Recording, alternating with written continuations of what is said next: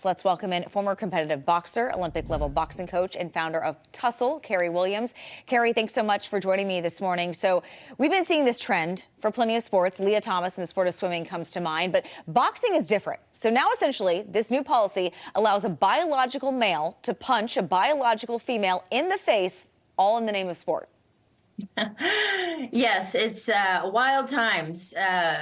Yeah, every sport, I don't think this should be happening in any female sport, but for boxing specifically, any kind of combat sport, the physical differences are just alarming as far as, being punched in the face, in the head, in the body. I've had my own experiences just sparring with a 16-year-old boy. So there are some stark differences between men and women.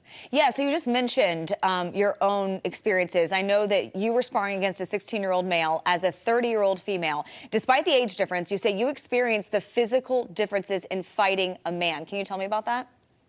Yes, and it's a teenage boy that's going easy. That's something unspoken in the gyms, that the boys always go light on the girls. And he was going light, and he just flicked in a body shot, not meaning to hurt me, and injured my ribs. So I definitely know the difference between the strength in that ring. Yeah, and I know women were denied opportunities in the boxing world as recently as the 90s. As a woman in this sport, does it feel like women are losing their space to biological males after working almost twice as hard to have a space in the sport to begin with? Absolutely. We were just allowed to box in the Olympics in 2012. That wasn't that long ago, and we had to really fight for that space. So now we have someone coming in and just, doing a transition and changing hormones, and now they're in our space. That's completely unfair and unsafe, as I said before. So if they want to have their own category, great. They need to work just as hard and just as long as women have had to get in our own category in the boxing world.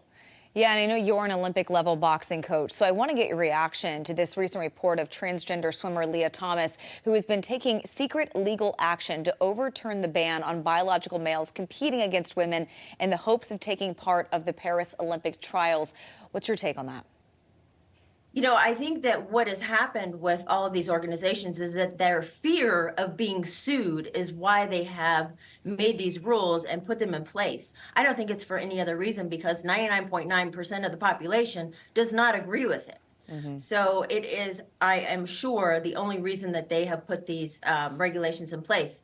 As far as, and there you go, point in case is that she's now suing.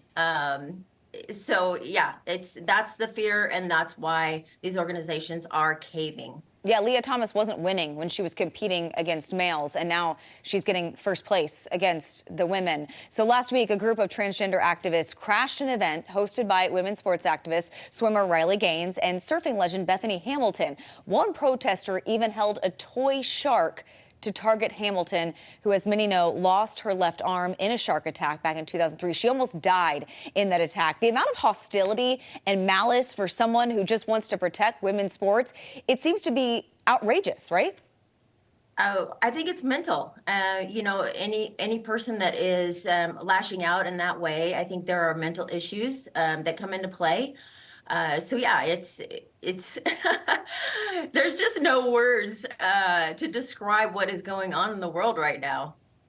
Anything else you want to add about the possibility now of biological men competing against biological women in the ring? They just don't have a place in the women's category. And like I said before, we have fought really hard, really long, to have our space and to have our safe space. So we don't want them in the locker room. We don't want them competing, stepping in the ring. If they make the decision to transition, they have to understand there are consequences to that, and that they're not going to be able to compete in women's sports. So, you decide what you want to do with your life. Yeah, you mentioned safe space. That's what it comes down to, the safety of these women who have been training for a very long time, yourself included. You experienced it firsthand, what it means when you go up against a male in the ring, and it's not safe for these women. All right, Cary Williams, thank you so much for joining me this morning. I appreciate it. Thank you.